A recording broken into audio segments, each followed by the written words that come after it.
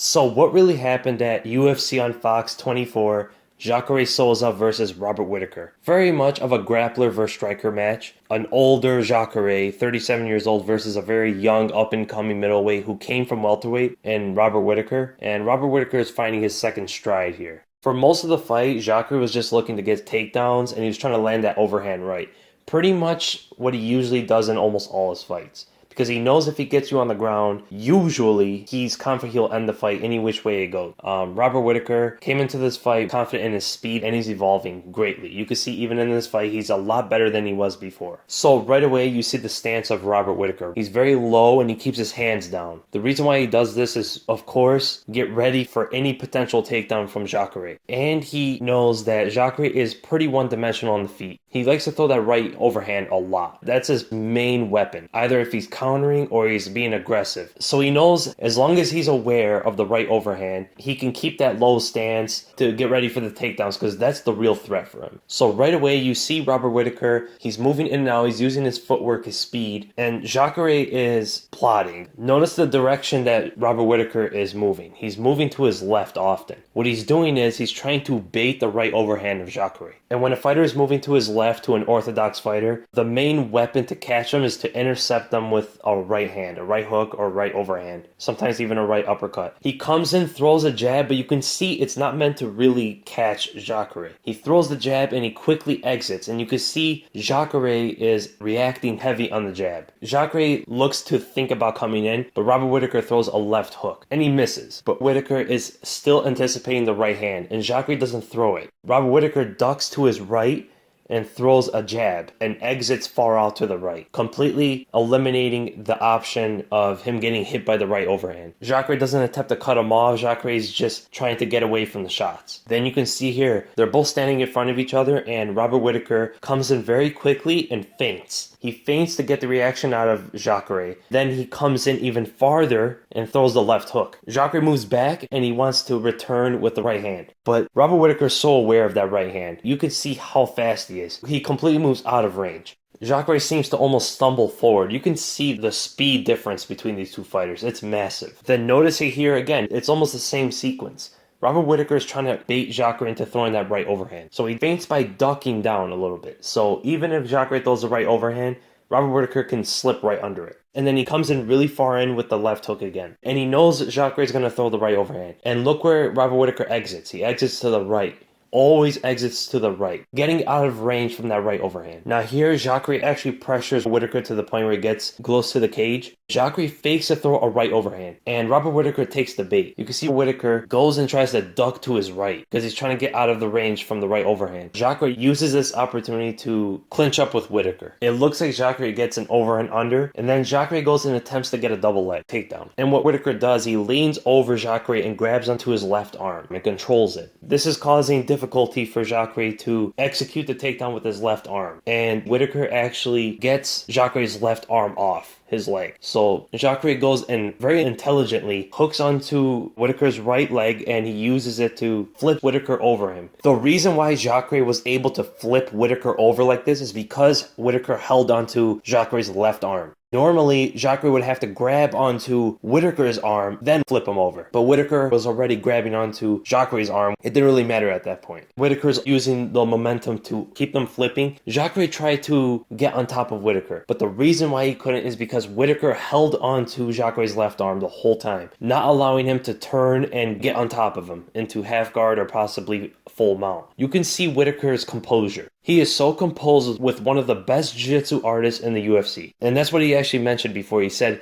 a lot of fighters fight Jacare and they panic when they get on the ground with him. Whittaker uses the momentum to get into his base. And he's still holding on to Jacare's left arm, and Jacare is controlling Whittaker's left leg. Robert Whittaker then stands up and Jacare starts pushing Whittaker against the cage. And Whittaker holds on to his left arm the whole time. Now they get against the cage and they both have an over and under. And Jacare hooks onto Whittaker's right leg from the inside. And he grabs onto Whittaker's right leg with his left arm, hooks it under, trips Whittaker to the right, and he's using his arm under Whittaker's right leg to prevent him from gaining any kind of balance. Whittaker does not fall on his back. He falls on his side and he's trying to get up again. Straight straight away, once he hits the ground, tries to get up. Jacare not allowing Whittaker to stand up. He's controlling him, and Whittaker gets on his knee. Jacare follows him and gets his back, puts his left hook in as Whittaker stands up against the cage. Now Whittaker is instantly fighting the hands. He gets his right hand right next to his neck. So Jacare is trying to get the neck with his right arm, but he hooks around Whittaker's right arm. So he's preventing the choke almost completely here. And Jacare made the mistake of not using this opportunity to get his right hook in. But what Whittaker does very intelligently is he moves his left leg back, right? So now Jacare's not going to have that much grip for the hook because he's going to have to reach back with his left leg to keep the hook in. And Whittaker twists his body to the left. He's almost dumping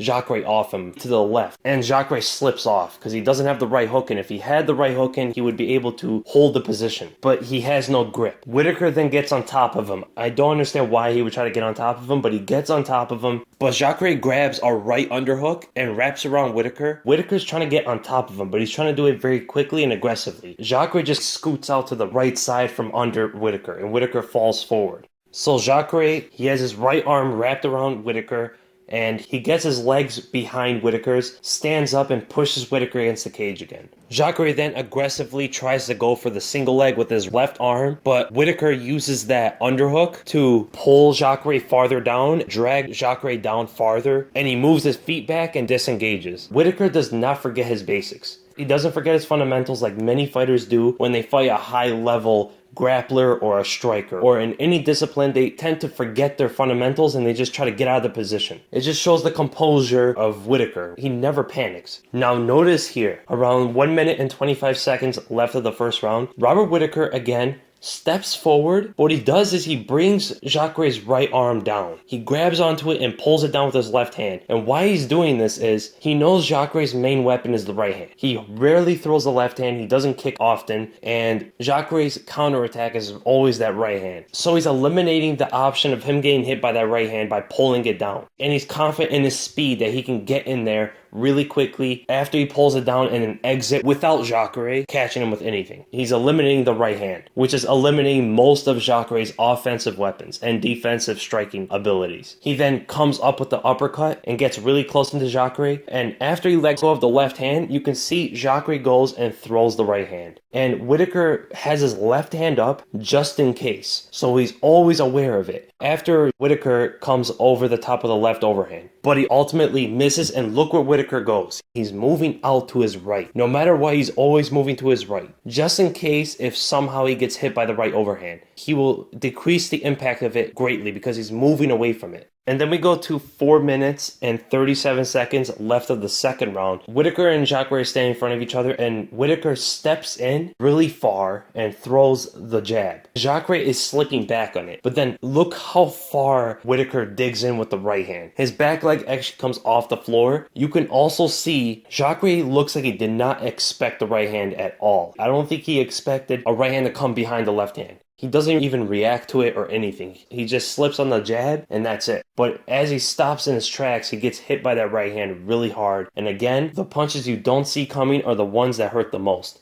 And this drops Jacare, hurts him very badly. Now you can see here at 3 minutes and 58 seconds left of the second round, Whittaker again moves forward to grab onto Jacare's right hand, again eliminating his counterattack. But also notice that Whittaker is ducking as well. He's always keeping some kind of defense for the right overhand just in case. He's covering all areas in case of which he gets hit.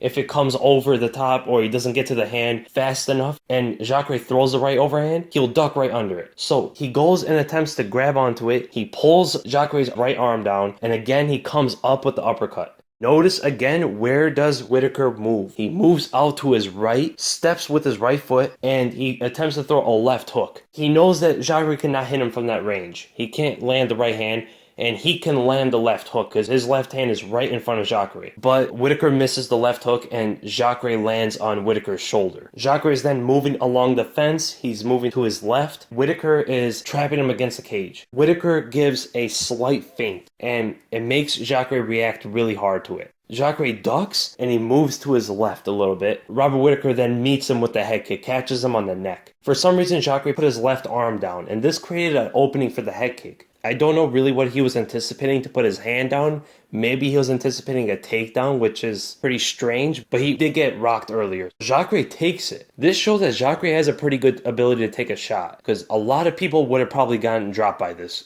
Now here is probably the most significant moment from Jacare, or the most significant strike that he landed. Around 1 minute and 58 seconds left of the second round, Whittaker shows Jacare his right hand to get a reaction out of him, and Jacare moves his head to the left. Whittaker comes up. Looks like he was thinking about throwing a front kick to the body, but Jacare actually parries it, hits it down. But it's pretty strange because Whittaker is so close to Jacare. So even if he were to land a kick, there wouldn't be that much power into it because he needs the right distance. He's very close. Whittaker then follows this up by moving Jacare's left hand to the right with his right hand, and then he tries to come over the top with his left overhand, but Jacare blocks it, and Whittaker's left hand drops. Here's an example of why you don't want your hand to drop in a fight, because it leaves a target, it leaves an opening, of course, and Whittaker created an opening on himself. Instead of punching and then retracting it back to the original position, he throws it and drops it, and he gets a little bit off balance, and the momentum carries him forward because he threw the left hand very heavy. Jacare counters this with his right hook through the opening that Whittaker created and catches him actually pretty good. Now around 1 minute and 54 seconds left of the second round, Jacare is again moving along the fence to the left and Whittaker is stalking him. What Whittaker does afterward is,